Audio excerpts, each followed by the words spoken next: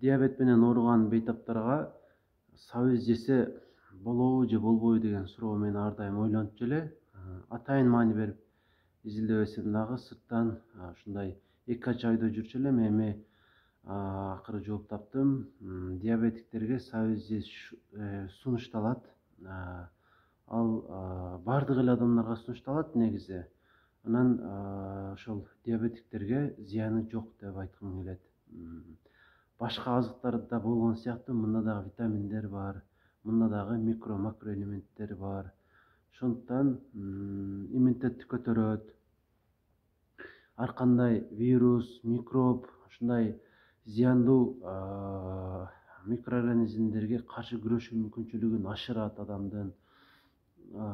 Көрүүнү жакшыртат, ашказанга жакшы жардам берет. Эң жакшы жери бунун иштин катуусунун алдын алат. Анткени грубый волокна клетчаткадан турат. Жана дагы ал клетчаткадан тургандыктан тез сиңип кетпешинин алдын алат дагы, глюкозаны тез көтөрө бербейт. Ошондуктан диабетиктер деле жей берсе боло берет. Бирок алардын жешинде бир аз айырмачылыктар бар. Мисалы, кам эми жерден үзүлгөн сабызды, эми жерден үзүлбөсө деле, үйдө турган болсо деле, дароо жегенге бир гана даана жана бир жумада бир эле жолу уруксат берилет.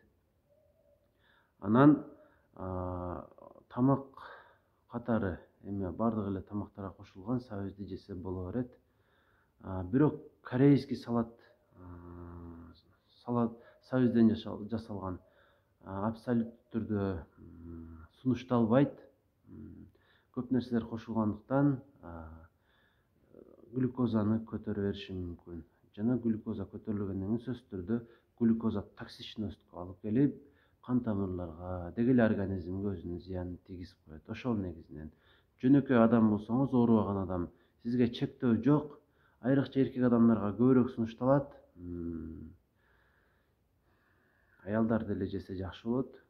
Ич катуудан жабыркап жүргөндөргө сунуштайм. Анан бир түрдүү тамактарды көп жеген адамдарга сунуштайм.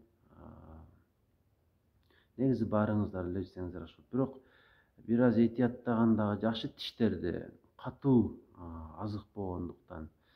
Анан дагы муну баягы сок чыгарчу эме аппаратыңыз болсо үйдө, ошодон согун чыгарып коюп ичсеңиз деле боло берет. Мисалы, жашыңыз өтүп калган болсо, тиштериңиз жок болсо, ошондо согун чыгарып ичип койсоңуз бирдей эле пайдасын тийгизе берет.